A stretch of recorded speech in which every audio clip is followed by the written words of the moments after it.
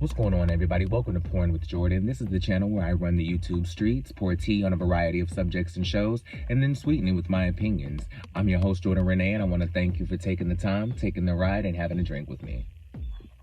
All right, you guys, today we are going to talk about Queens. This is the new show starring Eve, Brandy, Naturi Naughton, Nadine Velasquez, and this is the show that I've been waiting on, right? This is the show that I said that I claimed was gonna bring me back to scripted television, because up until now, really the only thing that I have been watching in real time was reality. And all of the scripted shows that I have been watching were like recaps, or not recaps, but like me streaming all of the old shows that I grew up with. Hence my new segment, Throwback TV, where I take two of my favorite shows, and each week I recap every episode of the shows on Tuesday and Thursday just to feel the nostalgia, right? I've been waiting on Queens to come out because I thought if anybody can bring me back to scripted television, it was Eve, it was Brandy, and it was Naturi Naughton, because I love Eve's show, Eve. Moesha is my favorite show of all time, and I love Tasha from Power, okay? But, random question. Has anybody ever asked this? And if so, drop it down in the comments because I want to see this. Y'all remember when Eve had her show, Eve? Does anybody know why the show was called Eve and the main character's name, the character that she played, was named Shelly? Always wondered about that. I mean, even as the show was airing, I can't remember if anybody has ever asked her about that directly, but that has always been one of my biggest things. I'm like, yeah, I get the show is named Eve, but your character's name is not Eve. I love that they start with the video, right? They released the video for Nasty Girl in its totality a couple weeks ago. And they've been dropping like these little like teasers that were, I didn't realize at the time that there were going to be clips from the show. I thought that they were just things that were extra that they were doing to like promote. They start with the music video, and it starts off, Eve has the first verse in the song, so we open up with her storyline first, right? Poom poom 9090. Ah! I love it. Start out with Eve. Her character's name is Brianna, right? And we open up with her story. She is a mom, she's a wife, she has a couple kids, and she is, you know, the Miss Do-It-All, right? She has everything, she's doing everything, and she's holding her family together. Apparently something is going on with her husband,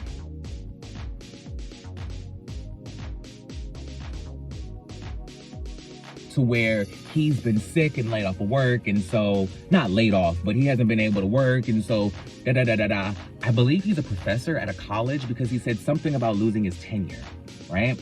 So, we see her basically, we see her plight of her holding him down, keeping it all together, being the best mom and the best wife and all of those things, and, okay, something just didn't feel right from that conversation in the kitchen. You know what I mean? It was cute to see them kind of leave off in a place where she was watching them affectionately from the kitchen while she was making breakfast, and she was thinking in that moment that all of this was worth it. You know what I'm saying? All of this was worth it. We may be having a little moment right now where we're struggling because he's down, but we're gonna get through this, and this is why I'm doing all of this. Cut to Jill the Thrill, aka played by Naturi Naughton, right? Poom poom 9090. Love it. So now we cut to Jill, and she is sitting in confession, which I don't know why that was surprising to me. I guess I'm glad to see that, you know, there are Black Catholics, because I haven't seen a lot of Black Catholics in media. That was like an interesting juxtaposition to what I know of Black people, and how Black people are really stoked in religion, and the actual religion that she's stoked in. That was a nice juxtaposition. I really like that. That was creative. I really appreciate that. She's sitting in confession, and she's confessing all of her things. She's confessing all of her sins, and she's talking about how she's abstaining from sex from her husband. And before the priest can get out that she shouldn't be doing that, she screams out that she's having an affair and all of this stuff, and she's trying to come out with this secret. He's trying to tell the priest this secret, right? And she just runs off and she can't do it. She can't handle it, right? Bless her heart. Next thing you know, we cut to Naomi, aka played by Brandy. She's in like an open mic, right? And she's playing her original music and we're hearing her sing. Now, mind you, the opposition of Naomi being this like explicit lyrics, bars the house down, amazing rapper. Like, I don't know if I'm gonna say that Brandy is writing her own bars on all of these songs. I'm gonna say that all of the girls are writing their own bars on these songs. Until they say different, that's what I'm gonna assume, okay? The way Brandy wrote that fucking verse is incredible. I could not believe the way that she killed that, right? I am so impressed by her pen. But mind you, I have been a fan of Brandy rapping since Brand New, right? I was hoping that we would get Brand New somewhere mixed in again. And I'm glad that we got to see it on B7, the album. But I'm glad that we get to see this fully realized in a character named Naomi, right? So her verse is freaking incredible. Her verse is my favorite on the track, right? And we cut to her in the open mic and she's playing the guitar and she's doing her Norah Jones thing. Clock your references, children. She's playing the guitar and she's doing her thing. And there's these two guys in the back that are heckling her, right?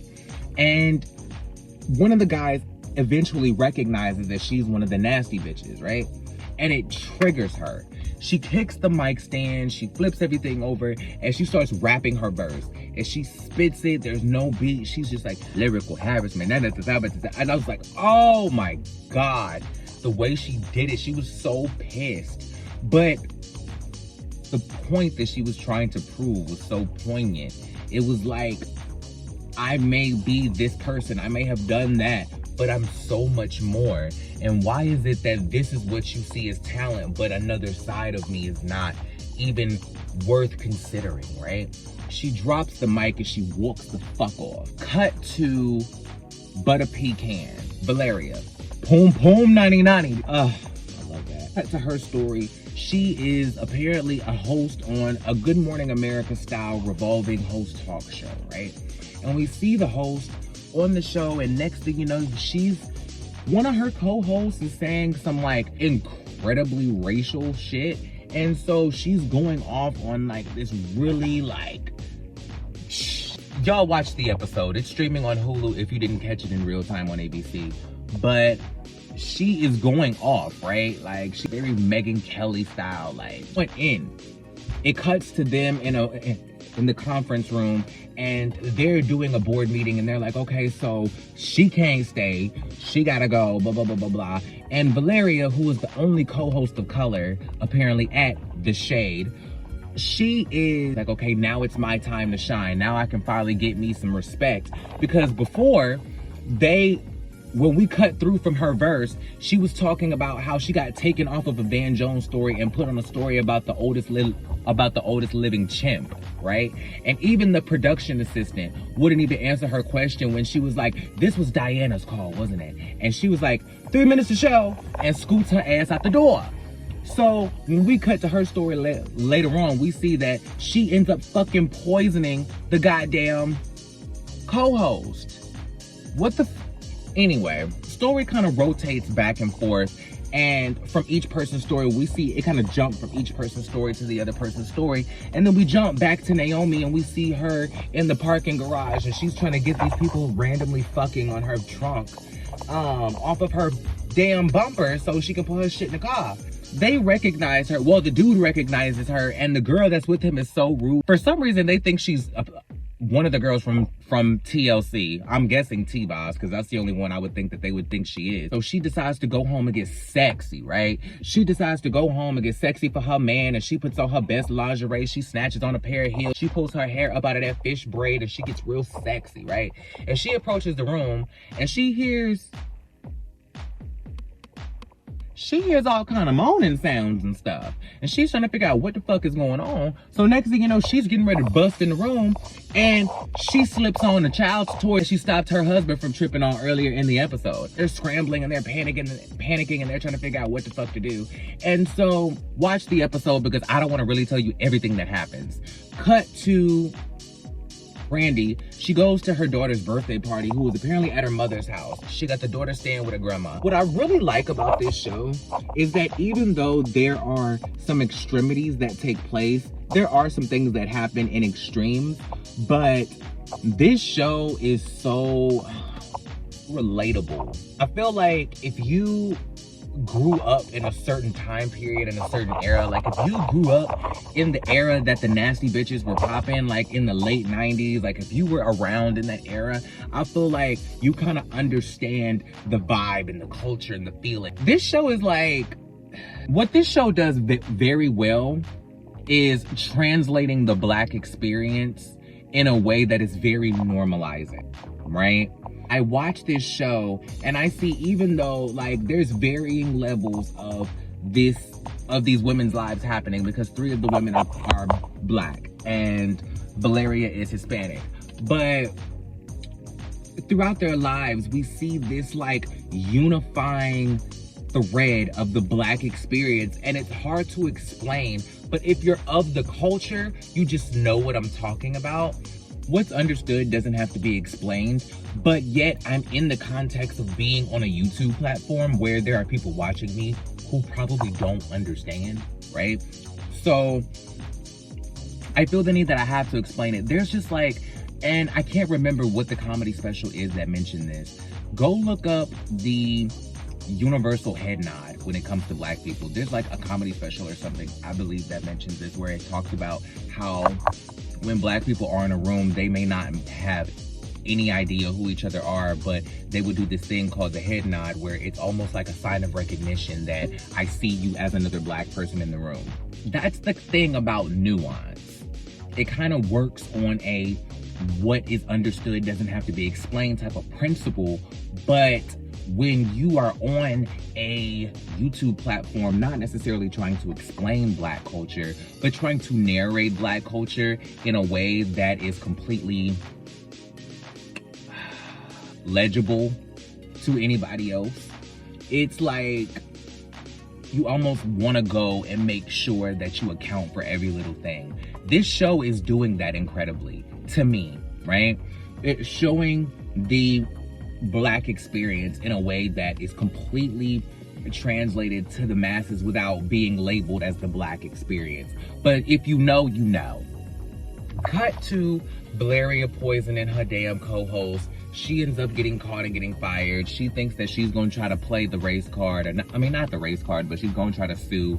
And then the boss is like, girl, you think that we didn't have that damn shit that she drunk tested? Get the fuck out. She ends up leaving, right?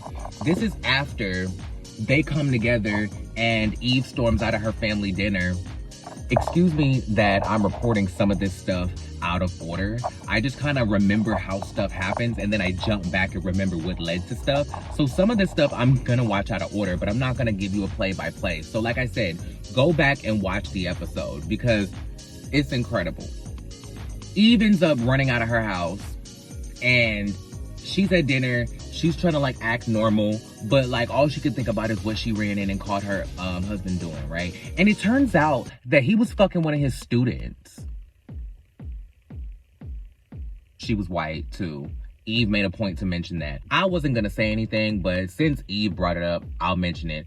He was fucking a white girl. She runs out, she gets in the car, she's upset, she's trying to vent.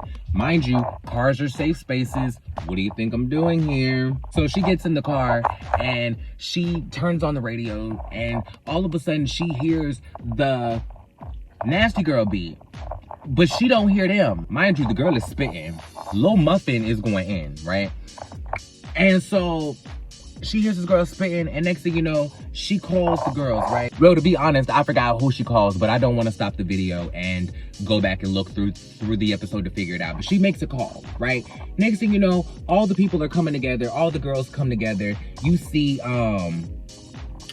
Naomi, you see Brianna, you see Jill, you see all them come together. Next thing you know, Valeria flounces her ass through the door, slithering like goddamn Wendy in her first season with no ass and titties. And then she comes through and all of a sudden, goddamn it, her and Naomi get to fighting. They just get to fighting, they get to swinging and throwing hands and turning the party, right? They get to fighting. So once they done broke up, all of a sudden you see that they done brought the dude that was their manager, E-Rock, his new artist, Lil Muffin, has remixed Nasty Girl, and she didn't even know who the fuck the Nasty Bitches was. But him, being their previous manager, was like, just trust me, this shit is gonna blow. This shit is a hit. Now she's getting ready to close the BET Awards, and he's trying to finesse them into the performance. Now they're all together. Now mind you, this may have been Eve getting a call from E-Rock or her calling E-Rock. I can't remember. If you watched the episode, drop down in the comments and let me know. So next thing you know, they're trying to figure out how they're gonna do this. I thought that this storyline was gonna go completely different. I thought that it was gonna be like somebody stole the beat, didn't pay for the sample, there's no royalty check. I thought it was gonna be something completely different, right? But at least it was something very positive. Like they wanted to pay tribute to the Nasty Bitches and bring them on the thing, da-da-da-da-da-da. So next thing you know, they're in a cypher, right? And this cypher is, oh my God, the way that, oh my God. Oh my God. It is incredible. I love the fact that they just did a cypher just to like get to know each other. That is, this is what I mean by just normalizing the culture. This is the stuff that I'm talking about. This is positive reinforcement of normalizing the culture. I appreciate this. Bravo. Bravo. Next thing you know, Lil Muffin ends up having a fucking drug overdose because Jill is trying to talk to her on the side and is like, yo, you know, make sure that you just, if you're going down this path, make sure you stay yourself, stay humble, stay grounded, you know, make sure you don't let this industry suck you in, blah, blah, blah, blah, blah. And Lil Muffin is listening to her, but she's not really listening to her. Do you know what I mean? So next thing you know, she pulls out some coke and is like, you know, blah, blah, blah, blah, blah. And she offers some to Jill. Jill obviously declines. They go to check on Muffin. And I think they're getting ready to go out or something like that. I can't remember. Muffin has overdosed, right? She is laying on the floor, eyes wide the fuck open. She is just like, boom, right? So she ends up at a hospital. The manager comes in pissed that they admitted her in a fucking county hospital. Like, I get it, PR, but like, damn, she's a person. So all of that happens. They bring her back and they're like, well, she has to perform. Jill gives her the floor to make her own decision. And of course she's loyal to her team and is like, well, I have to perform. She don't want to blow her shot. Okay, fine. She's gonna perform. But then the manager's like, by yourself, and the Nasty Bitches blew it. Y'all ain't gonna do it. So then Jill feels better. She comes and thanks them and whatever. And they end up basically rebranding themselves, right? Because they have this conversation, which I really appreciated. I really appreciate that they took the time to have a conversation about them being grown-ass women and about the maturity and the growth from them being nasty bitches to them being who they are now. And I appreciate that they didn't necessarily condemn or degrade who they were as the nasty bitches, but they realized that like we're at a place where we're not the same girls who can walk around and claim that or feel comfortable being that, right? So I love that they rebranded as queens in the final performance. But I love that this conversation was so, I love this conversation where it was like, I'm not that girl. I'm not Jill the Thrill no more, bitch. I'm Catholic. Da-da-da-da-da. So they're having this powwow. They're having this meeting. And they're like getting all of their stuff out. Valeria's talking about how, yeah, she came back to the group because her career blew up in her damn face. And Eve is talking about how her husband cheated on her and all of this stuff. And somebody brings up Naomi. I'm sorry. I got to call these people by their damn names. Eve's character's name is Brianna. So Brianna's talking about how her husband cheated on her, and then Naomi is talking about, well, actually somebody brings up the fact that Naomi abandoned her child, but I'm sure we're gonna get into all of that later on in the season, right? So they're all basically stating their reasons of why they're coming back together. Actually, this is how they find Naomi. Find Lil Muffin. Actually, as I think back, this is how they find her is they're talking about this, and I believe they fined her from having this conversation. Correct me if I'm wrong.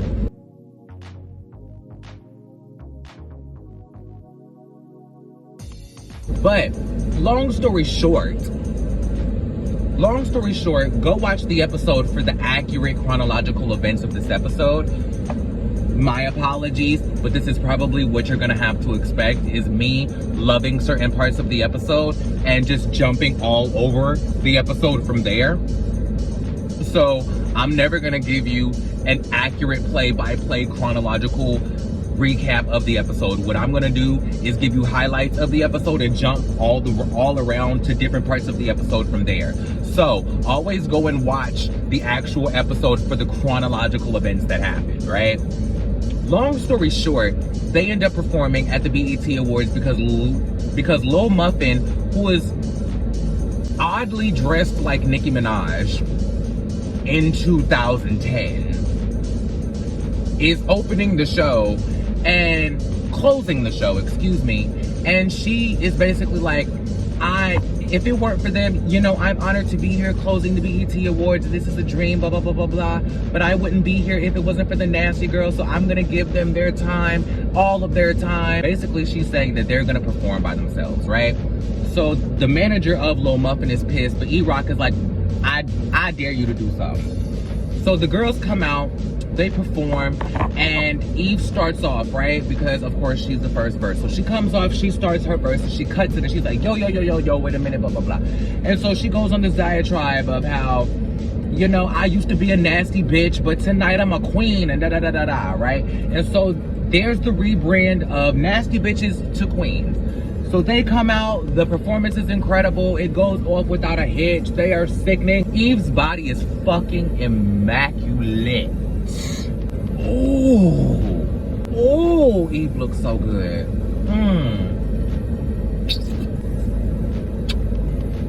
Woo! Anyway, so the performance goes off without a hitch. Cut to the end of the episode, and they're standing in front of a billboard, Lil Muffin and Queens World Tour. And Eve cuts it with a great line. She was like, so the lesbian church girl, the so-and-so and so-and-so, the so-and-so and so-and-so, the so-and-so and so-and-so, and the superstar rapper fresh out of rehab are all going on a world tour? And they were like, yeah. And so she was like, cool. And that was the end of the episode. Like, I love that this is kind of like a dramedy. This isn't like a drama, it's not a comedy. This is more of a dramedy where they are playing out dramatic moments, but they're playing them with comedic effect. And I appreciate this so much. I'm excited about this show. Y'all go watch it. It's streaming on Hulu. I believe it is an ABC show, but if not, it's probably Fox. But I think it's ABC if I'm not mistaken. So y'all go and check out Queens. Go check out the music. Support the music just as much as the show, because I'm sure that they're gonna do just like Empire and Star and release the music to streaming services. I believe I already have it downloaded to mine. Make sure you go and support the show. Make sure you support the channel. Make sure you guys go and subscribe to me. Make sure you guys go and subscribe to my friends, Up and Adam, Down with Jason, Kempire, Judgy Justice, Janelle Sunshine. And thank you guys so much for having me. I appreciate you all. Much love. Peace.